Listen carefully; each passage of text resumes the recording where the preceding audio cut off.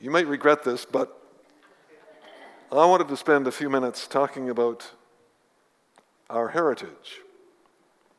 So consider this a heritage moment. That man on the screen is an architect named George Durand. You might notice he's not very old looking. He's actually about 40 in that photograph. George Durand was one of the great architects of this region, and he built a lot of united churches, or churches in general, in this area. They weren't united, actually, in those days. They were Methodist or Presbyterian or something else. He died in 1889, 1890, at age 40, probably from overwork, which is sad, but he left quite a legacy. And I wanted to point out 3 of his churches. And the first one is this one, my church, Colburn Street United. Well, in his day, it was Colburn Street Methodist. These are the actual architectural drawings that you can see in the ladies' parlor at my church, Colburn Street United. It looks just like that in real life. If I could blow up that photograph many times over, you might be able to see something kind of funny. You can almost make it out even there. On the right-hand side, the right-hand tower, about the letter M from the word moment, you might see some lines of drawing. You think, what is that? It's a bit scruffy, not very clean. Well, it's actually an erasure. Somebody has erased out, probably George Durand himself. They had plans originally to have a special tower on the right-hand side.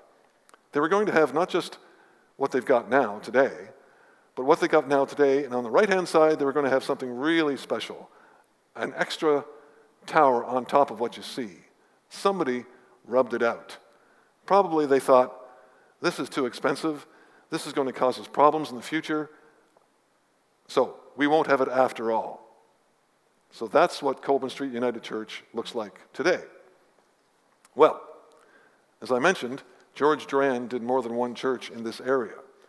So let's have a look at image number 2. Aha. This is Glencoe Presbyterian. A friend of mine and I, we drove down to Glencoe in early June to have a look at this because this is what Colburn was going to look like in the original plan.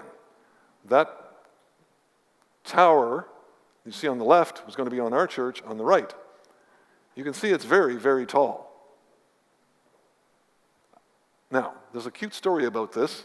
My friend and I went June the 4th to Glencoe Presbyterian Church, had a tour of the building, saw the outside, took photographs, and as we were leaving the sanctuary, we looked in a cabinet and saw this.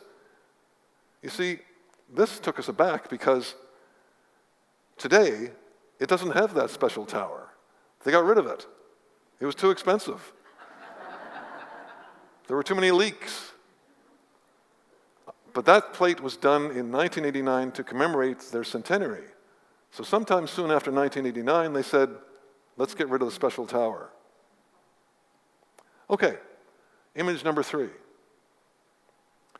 This is St. Andrew's Presbyterian in Petrolia today. I took that photograph June the 4th with my friend Mike in Petrolia. That's the tower. Still there. Pretty impressive.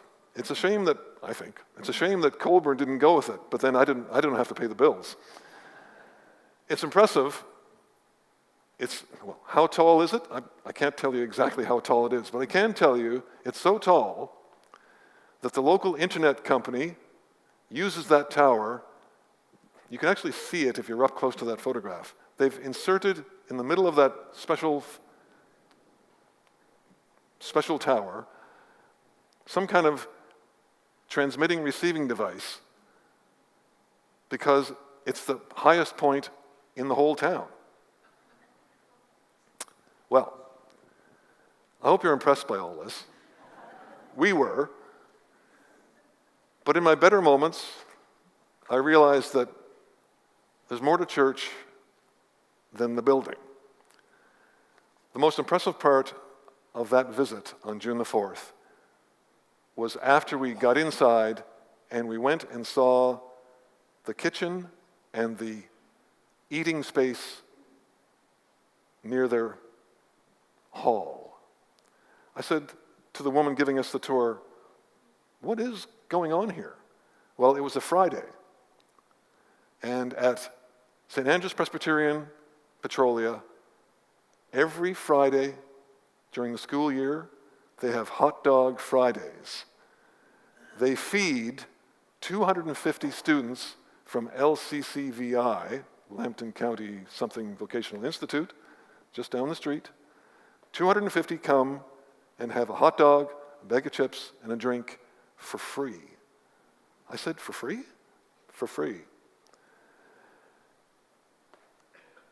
Just as we were about to leave, Mike noticed a t-shirt, neatly folded, black, with the church logo, Hot Dog Fridays, and a quotation from the bottom, on the bottom of the t-shirt, which said, the best day of the week.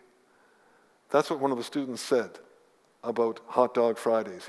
He said to the organizers, this is the best day of the week. Well, I think God would agree. Looking after people, caring for them, it's worth more than even the fanciest tower. That's church at its best. Praise be to God. Amen.